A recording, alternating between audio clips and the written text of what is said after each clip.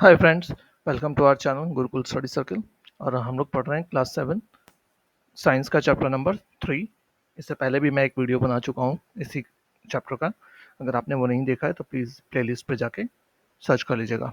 हम आधा chapter complete कर चुके थे। आज हम लोग देखने वाले हैं, पिछले चैप्टर में हमने सिर्फ थर्मामीटर्स का यूजेस देखा था, है ना, कि थर्मामीटर किस तरीके से देखना होता है, क्या यूजेस है उनके, क्या रेंज है उनकी, है ना, ये सब हमने देखा था, किस तरीके से फंक्शन करता है, ये सारा हम देख चुके हैं। आज हम लोग देखने वाले हैं यहाँ से आगे ट्रांसफर ऑफ हीट। आज मेजरली हीट की बात होगी। ठीक, आज आप लोग हीट के एक्सपर्ट बन जाओगे। आज के बाद आपको हीट में कोई दिक्कत नहीं होगी क्लास 7 में। तो चलो, ट्रांसफर ऑफ हीट देखो। अब देखो, कभी कभी आपने देखा है कि जो खाना बनाने वाला बर्तन होता है कितना ज़्यादा गर्म हो जाता है जब आप उसको फ्लेम पे रखे रहते हो, है ना। किचन में जब मम्मी खाना बना रही होती है तो कितना ज़्यादा वो गर्मी हो जाती है, उसको बाद में भी नहीं छू सकते, मतलब उतारने के बाद भी काफ़ी देर तक छुआ नहीं जा सकता उसको। क्यों? क्योंकि वो बहुत ज़्यादा हीट होती है। तो वो हीट हुआ कैसे? हीट तो उसमें थी, गैस में थी, है ना। अगर आप गैस पे खाना बना रहे हो तो गैस से उस पे आई है ना। तो हीट कहीं ना कहीं आप समझते हो कि ट्रांसफर हुई है ना। जो हीट गैस में हमने गैस जलाई थी, वो हीट ट्रांसफर होके अब पैन में आ गई है कि नहीं। फिर बाद में क्या होता है, जब हम उसको साइड में रख देते हैं गैस से उतार करके, तो क्या होता है, वो धीरे धीरे धीरे धीरे ठंडा हो जाता है। धीरे धीरे ठंडा होना मतलब क्या, उसने उसकी जो हीट थी उसने रिलीज कर दी, है ना। रिलीज कहाँ की, सराउंडिंग में कर दी, आसपास में कर दी अपने, है कि नहीं। और धीरे धीरे वो ठंडा हो जाता है। तो हमें समझ में आया कि हीट क्या हो रही है, हमेशा हॉट टू कोल्ड वाले चीज में जा रही है ना। हॉटर एरिया, हॉटर ऑब्जेक्ट से कोल्डर ऑब्जेक्ट में जाती है। पहले जो फ्लेम थी वो गर्म थी और पैन ठंडा था, तो पैन गर्म हो गया, है ना। फिर पैन गर्म था, उसको रख दिया हमने, तो वो धीरे धीरे ठंडा हो जाता है और सराउंडिंग को गर्म कर देता है। ठीक है, और एग्जांपल से समझते हैं। आप एक काम करो, लोहे की एक रॉड लो, उस पे जो वैक्स होती है ना, वैक्स मतलब आपकी जो कैंडल वैंडल होती है, वो नीचे में लगा दो ऐसे जैसे दिखा रखा है। और ऐसे ही दो ईंटों के बीच में इस रॉड को फंसा दो और सबसे कोने में जाकर के एक मोमबत्ती जला दो, एक टिप पे, है ना। और इनको दूर दूर पे लगा दो। अब आप देखोगे थोड़ी देर बाद क्या होगा कि ये जो मोमबत्ती वैक्स आपने लगाई थी यहाँ पे, है ना, ये पिघल पिघल के नीचे गिरना लग जाती है। अरे, गर्मी तो हम यहाँ पे दे रहे हैं, तो ये क्यों पिघल रही है? ये इसलिए पिघल रही है क्योंकि ये वाला एंड जब हॉट हो गया तो ये आगे हीट ट्रांसफर करना चालू कर देता है, क्योंकि ये वाला कंपैरेटिवली ठंडा चीज ठंडे हैं और ये गर्म हो रहा है, तो हीट ट्रांसफर होने लग जाती है ना। हीट ट्रांसफर होके जैसे जैसे आगे बढ़ेगी तो वो गर्मी ये एब्जॉर्ब करेगा और नीचे गिरना चालू कर देगा। ठीक, तो ये ट्रांसफर ऑफ हीट हो रही है। तो ये प्रोसेस जिसमें कि ट्रांसफर ऑफ हीट होता है हॉटर एंड से कोल्डर एंड को किसी ऑब्जेक्ट में, उस प्रोसेस को हम क्या कहते हैं, कंडक्शन कहते हैं। ठीक, ये डेफिनेशन आपको एग्जाम में पूछ सकता है। The process by which heat is transferred from hot end to cold end of an object is known as क्या, कंडक्शन। ठीक है, और कंडक्शन मेजरली किस में होती है, सॉलिड्स में होती है। ठीक,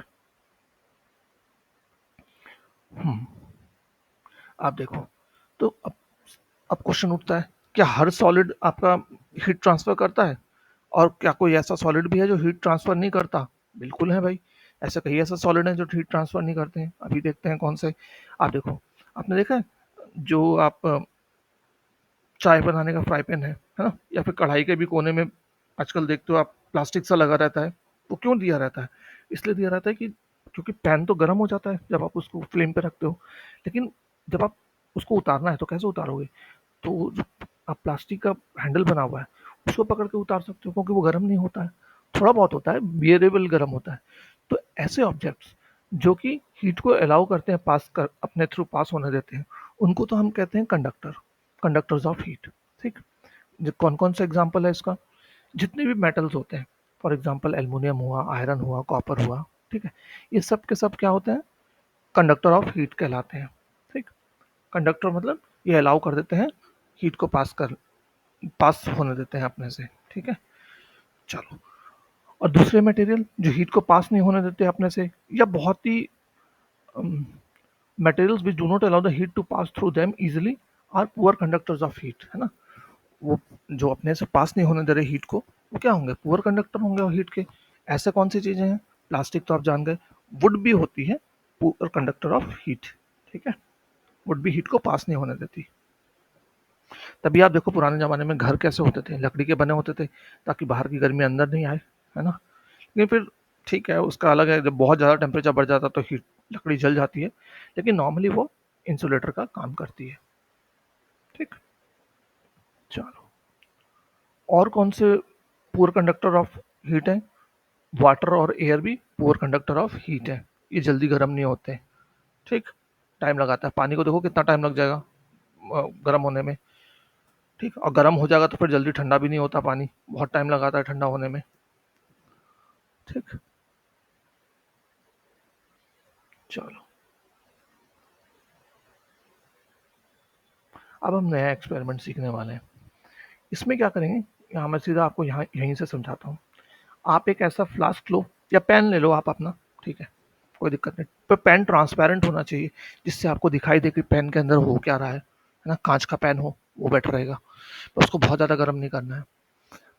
आप देखो इसमें पानी डालो, पानी को गर्म करना शुरू करो नीचे से। थोड़ा सा गर्म हो, उसके बाद उसमें पोटेशियम परमैंगनेट डालते हैं। पोटेशियम परमैंगनेट क्यों? क्योंकि जब वो पानी के साथ रिएक्ट करता है तो वो क्या करता है, कलर छोड़ता है। ठीक है, कलर ये देख लो, इसको क्या बोलोगे आप, मैजेंटा कलर या रेड कलर बोल लो, है ना?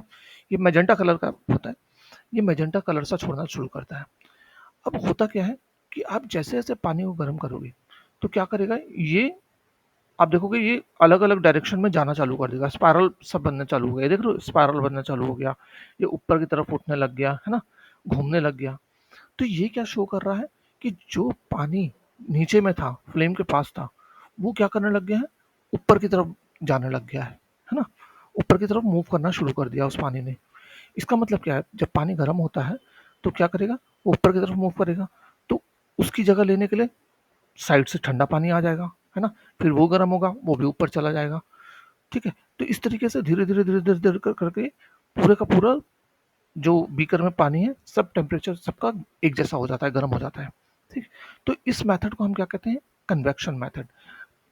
ठीक, जहाँ पे क्या हो रहा है, आप आपने देखा ये कैसे हो रहा है, process continues till the whole of the water get heated. ठीक, इसको कन्वेक्शन मेथड कहते हैं कि जो भी फ्लेम के पास आया, उसके करीब आया, वो गर्म होके वो ऊपर की तरफ जाता है, फिर साइड वाला उसकी जगह ले लेता है, फिर वो गर्म होता है, वो ऊपर जाता है, फिर साइड वाला उसकी जगह ले लेता है। ठीक है, तो इस मेथड को हम कहते हैं कन्वेक्शन। इसकी डेफिनेशन हम जब क्वेश्चन आंसर करेंगे पूरा डिटेल में मैं वहाँ पे लिखवा दूंगा, तो टेंशन ना लो कि इसकी डेफिनेशन क्या होगी, कैसे लिखेंगे सर। ठीक है, इसके बाद मैं एक और वीडियो लेके आऊँगा जहाँ पे हम लोग डेफिनेशन को और क्वेश्चन आंसर बड़े अच्छे से करेंगे। मैंने आपको लास्ट वीडियो में भी कहा था कि मैं क्वेश्चन आंसर का एक अलग से वीडियो लाया करूँगा आप। ठीक, अब क्वेश्चन उठता है कि एयर में कैसे हीट ट्रांसफर होती है ना? वहाँ भी ऐसे ही होती है। जब गर्म होती है एयर तो वो ऊपर उठती है। ठीक, यही हम कंसेप्ट यहाँ पे देखने वाले हैं। देखो होता क्या है गर्मियों में, आप ऐसा एक्सपेरिमेंट करके भी देख सकते हो। एक कैंडल जलाया, एक हाथ उसके ऊपर में रखो, ज़्यादा एकदम पास में मत लेना, ऊपर में रखना, और एक हाथ उसके साइड में रखना। तो आप देखोगे कहाँ पे आपको ज़्यादा गर्मी लग रही है, आपको गर्मी लगेगी ठीक हैंड कैंडल के ऊपर वाले पोर्शन में। ठीक है, क्योंकि यहाँ पे जो पास में एयर आ रही है इसके, है ना, वो गर्म होके क्या हो रही है, ऊपर जा रही है, लेकिन साइड वाली एयर तो ठंडी है, वो वहाँ से कंटिन्यूस यहाँ आ रही है और गर्म होके वो ऊपर जा रही है, आपके हाथ में टच हो रही है, इस चलते आपको गर्मी लग रही है। ठीक है, साइड में गर्मी नहीं लगेगी, ऊपर में आपको गर्मी लगेगी। तो इससे हमें पता चलता है कि एयर भी इसी तरीके से बिहेव करती है जैसे पानी कर रहा था, है ना, कि जो फ्लेम के पास है वो गर्म होता है, ऊपर उठ जाता है। एयर भी वैसे ही करती है। तो एक्चुअली में होता भी यही है। जो कोस्टल एरिया में लोग रहते हैं ना, जैसे मुंबई में, कलकत्ता में, चेन्नई में, है ना, जहाँ पे सी है, वहाँ पे क्या होता है कि आप देखोगे दिन में जो है आपकी समुद्र की तरफ से ना, सी की तरफ से बहुत ठंडी हवा चलती रहती है, कंटिन्यूस चलती रहती है। सी से लैंड की तरफ कंटिन्यूस हवा चलती रहती है। क्यों होता है ऐसा? क्योंकि देखो लैंड जो है बहुत जल्दी गर्म हो जाती है और गर्म होके वो ऊपर उठती है। ठीक, एयर, और जब वो एयर ऊपर उठती है तो उसकी जगह लेने के लिए कौन आएगा? सी की तरफ से ठंडी हवा आती है ना? तो कंटिन्यूस इस तरीके से एयर चलती रहती है। तो जो दिन में सी की तरफ से हवा आ रही है उसको हम क्या बोलते हैं? सी ब्रिज बोलते हैं। ठीक, air from the sea is called sea breeze. लेकिन वही रात में क्या होता है, अब लैंड की एक स्पेशलिटी है लैंड ऑफ वाटर की, हमने पहले ही पढ़ा था कि वाटर जो है बहुत जल्दी ठंडा हो जाता है, और ना जल्दी गर्म होता है ना जल्दी ठंडा होता है। और जो आपका लैंड है ये जल्दी गर्म भी हो जाती है, जल्दी ठंडी भी हो जाती है। तो दिन में ये बहुत जल्दी गर्म हो गई, अब रात के समय क्या होती है, ये ठंडी भी बहुत जल्दी हो जाती है। जबकि पानी का टेम्परेचर लगभग उतना ही है, लेकिन लैंड का टेम्परेचर तेजी से ठंडा होता है। अब क्या होगा, जब लैंड ठंडी और पानी गर्म, तो उल्टा चलेगी, है ना। अब लैंड से ब्रिज हवा चलने लग जाती है सी की तरफ, ठीक है, तो इसको हम कहते हैं लैंड ब्रिज। ठीक है, जिधर से हवा चल रही है उसी का नाम रखा हुआ हमने। दिन में सी से चल रही थी हवा लैंड की तरफ तो सी ब्रिज, रात में लैंड से चल रही है सी की तरफ तो लैंड ब्रिज। ठीक।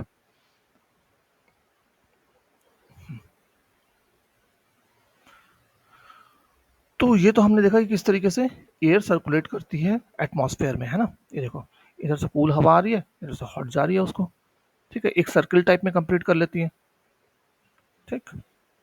चलो, लेकिन अब देखो, सन से तो हम तक आ रही है, सन और अर्थ के बीच में तो कोई एयर ही नहीं है कि नहीं। हम तो थर्ड प्लेनेट है सोलर सिस्टम में, आप बचपन से पढ़ रहे आ रहे हो।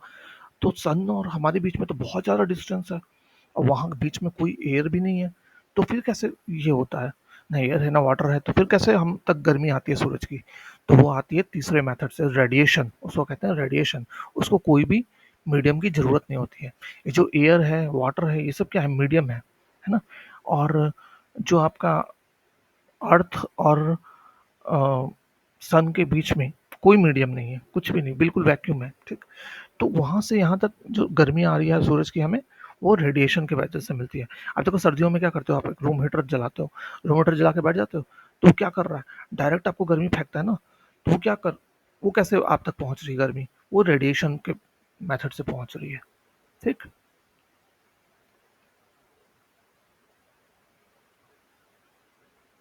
हम्म। तो इस तरीके से तीन मेथड हो गए कि किस तरीके से हीट ट्रांसफर होती है। एक हो गया आपका कंडक्शन, जो सॉलिड्स में होता है, उसमें क्या होता है, हॉट एंड से कोल्ड एंड तक हीट ट्रांसफर होती है। ठीक। कंडक्शन। फिर कन्वेक्शन मेथड, जहाँ पे आपने देखा वाटर और एयर में किस तरीके से वो हीट का ट्रांसफर होता है। और थर्ड मेथड रेडिएशन, जो है डायरेक्टली, उसको कोई भी मीडियम की जरूरत नहीं पड़ती और डायरेक्ट हीट पहुंच जाती है। ठीक। अब देखो, जब भी हीट किसी ऑब्जेक्ट पे पड़ती है ना, तो क्या होता है, तीन चीजें होती है। पहली, कुछ पार्ट तो उसका रिफ्लेक्ट कर देती है, ठीक है, हीट की कुछ पार्ट रिफ्लेक्ट हो जाती है। दूसरा, कुछ पार्ट एब्जॉर्ब कर जाते हैं। ठीक। और तीसरा, वो ट्रांसमिट कर देता है। ट्रांसमिट होती है ना, आप देखो, जब आप क्या कर रहे हो, पैन लेते हो, उसमें पानी डाल रहे हो, है ना, और उसको हीट करना चालू करते हो फ्लेम पे रख के, तो क्या होता है, सबसे पहले कुछ तो वो हीट एब्जॉर्ब, पहले वो क्या कर रहा है, रिफ्लेक्ट करता है कुछ हीट को, उसके बाद वो कुछ हीट को एब्जॉर्ब करता है ना। पहले आपका वो गर्म होता है, पैन गर्म होता है, फिर उसके बाद क्या करता है, वो अपनी गर्मी को ट्रांसफर करने लग जाता है वाटर में। तो इस तरीके से हीट ट्रांसफर होती है किसी भी ऑब्जेक्ट में। ठीक है। चलो, अब हम पढ़ने वाले हैं kinds of clothes we wear in summer and winter. हम किस टाइप के कपड़े पहनते हैं।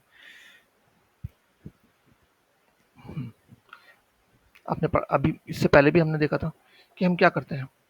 इसके लिए भी आपको एक एग्जांपल से समझा रहा है ये। आप एक पेन लो, उसको क्या करो, बाहर से ब्लैक कलर का कर दो, ये देखो ऐसे ब्लैक कलर कर दो, और एक पे प्योर वाइट कर दो, या फिर कोई काले कलर का ही आप, काले कलर का पेन तो नहीं मिलता यार, है ना, उस पर कुछ कलर ही करना पड़ेगा ब्लैक कलर का। और वाइट तो आपको मिल जाएगा, एल्युमिनियम वगैरह का रहता है वाइट कलर का ही, या स्टील का भी चल जाएगा। अब इन दोनों में पानी भर के अगर आप धूप में रखते हो, तो आप देखोगे दोनों में से कौन जल्दी गर्म होता है। आप देखोगे जो ये ब्लैक कलर है ना, ब्लैक कलर वाला बहुत तेजी से गर्म हो जाएगा पानी, और ये वाला कंपैरेटिवली ठंडा रहेगा। ऐसा क्यों होता है भाई, जो भी डार्क कलर होता है ना, वो हीट को ज़्यादा एब्जॉर्ब करता है। ठीक। तो इस चलते ये जल्दी गर्म होगा, और ये कंपैरेटिवली ठंडा रहेगा। इसीलिए बोला जाता है कि गर्मियों में आप क्या करो, एक तो कॉटन के कपड़े पहनो, और कॉटन के कपड़े भी किस कलर के, लाइट कलर के, वाइट कलर का पहनो, या कोई भी हल्का कलर पहनो, है ना, लाइट ब्लू या लाइट ऑरेंज, ऐसा कलर कोई भी, या लाइट ग्रीन, कोई भी हल्का कलर। ज़्यादातर वाइट पहनो तो सबसे बेस्ट है, वाइट मैक्सिमम आपका रेडिएट कर देता है। रिफ्लेक्ट कर देता है हीट को। लेकिन अगर आप डार्क पहनोगे तो क्या होगा, वो हीट को एब्जॉर्ब कर लेगा बिल्कुल, ठीक है। हीट को एब्जॉर्ब करेगा तो आपको और भी ज़्यादा गर्मी लगेगी। इस चलते प्रेफर किया जाता है कलर का कौन सा पहनो आप, ठीक है। तो होप आपको ये एक्सपेरिमेंट समझ में आ गया हो। अब वो भी बात समझ में आ गई कि आप क्यों पहनते हो लाइट कलर के कपड़े गर्मियों में, और सर्दियों में आप डार्क कलर के कपड़े क्यों पहनते हो। डार्क कलर के इसलिए पहनते हो, आप देखो जितने भी सर्दियों के स्वेटर जैकेट वैकेट हैं वो सब एकदम डार्क कलर की होती हैं। क्यों? क्योंकि वो जरा भी उनको गर्मी मिले तो वो गर्म हो जाए और वो गर्मी आपको बना के रखे, ठीक है। अब वुलन क्लॉथ्स कैसे हमें विंटर में गर्म रखते हैं, ये क्वेश्चन उठता है। देखो होता क्या है, जब आप स्वेटर पहनते हो, है ना, हमारी बॉडी जो है, हमारी क्या कोई भी बॉडी जो थोड़ी भी गर्म होगी वो क्या करती है, लगातार हीट को रेडिएट करती रहती है। इसी तरीके से हमारी बॉडी जो है कंटिन्यूस हीट को रेडिएट करती रहती है, चाहे गर्मी हो चाहे सर्दी हो, कंटिन्यूसली हम हीट रेडिएट करते रहते हैं, हमारे से गर्मी निकलती रहती है, ठीक। अब क्या होता है, सर्दियों में वो गर्मी हमारे शरीर से और भी ज़्यादा तेज़ी से निकलती है। क्यों? क्योंकि बाहर का टेम्परेचर ज़्यादा ठंडा, हमारा ज़्यादा गर्म है, तो वो और भी ज़्यादा तेज़ी से हमारी बॉडी से हीट निकल रही होती है। तो इस चलते हम ठंडा ठंडा महसूस करने लग जाते हैं। तो क्या होता है, जब आप कपड़े पहनते हो तो आपके और आपके कपड़ों के बीच में एयर ट्रैप हो जाती है, ठीक है, फंस जाती है। और जब आपकी बॉडी गर्मी छोड़ती है तो वो जो ट्रैप्ड एयर है वो गर्म हो जाती है ना, वो गर्म होकर आपको गर्म रखती है, वो कहीं और जा नहीं पाती, वो वहीं पे रहती है। तो इस तरीके से आपको गर्म रखती है ट्रैप्ड एयर, ठीक है। मेनली जो वुलन क्लॉथ्स आप पहनते हो वो क्या करती है, आपके बॉडी और अ, वो जो आपने पहना है उसके बीच में एयर को ट्रैप करती है, और वो एयर आपकी बॉडी के टेम्परेचर की वजह से गर्म हो जाती है, जिसकी वजह से आपको वार्म वार्म सा फील होता है सर्दियों में, ठीक है। होप समझ में आ गया हो अच्छे से, मैंने 2-3 बार बोल दिया है। फिर आपसे ये क्वेश्चन पूछता है कि आपको एक थिक ब्लैंकेट दिया जाए वो बेटर रहेगा, या 2 पतले-पतले ब्लैंकेट दे दिए जाएँ वो बेटर रहेगा। तो 2 पतले ब्लैंकेट हमेशा बेटर रहेंगे। क्यों? क्योंकि उनके बीच में लेयर ऑफ एयर रहेगी और वो एयर क्या होगी, गर्म हो जाएगी, तो ज़्यादा बेटर आपके लिए काम करेगी एज़ कम्पेयर टू थिक वाले के। थिक में तो एक ही लेयर बनेगी, इसमें 2 लेयर बन जाएगी, ठीक है। तो इस वजह से आपका टेम ये आपका चैप्टर भी खत्म हो गया बातों-बातों में। कुछ भी नहीं था इस चैप्टर में, है ना? बस आज हमने पढ़ा कंडक्शन किसको कहते हैं, कन्वेक्शन किसको कहते हैं, रेडिएशन किसको कहते हैं, और हम लैंड ब्रिज, सी ब्रिज क्या है, वो समझा हमने। और हम कपड़े लाइट कलर के क्यों पहनते हैं, ये भी समझ लिया हमने। गर्मियों में लाइट कलर के कपड़े क्यों पहनते हैं, और सर्दियों में जो हम कपड़े पहनते हैं, वो हमें कैसे बचाते हैं ठंड से, वो भी हमने आज समझ लिया अच्छे से। तो अब आप अपना ज्ञान अपने दोस्तों को भी बताओ, अपने पेरेंट्स को भी बताओ, ठीक है। तो मिलते हैं अगले वीडियो में, जहाँ पे हम लोग क्वेश्चन आंसर इसका देखेंगे, डिटेल में देखेंगे क्वेश्चन आंसर सारे, ठीक। तो थैंक्स फॉर वॉचिंग, जय हिंद।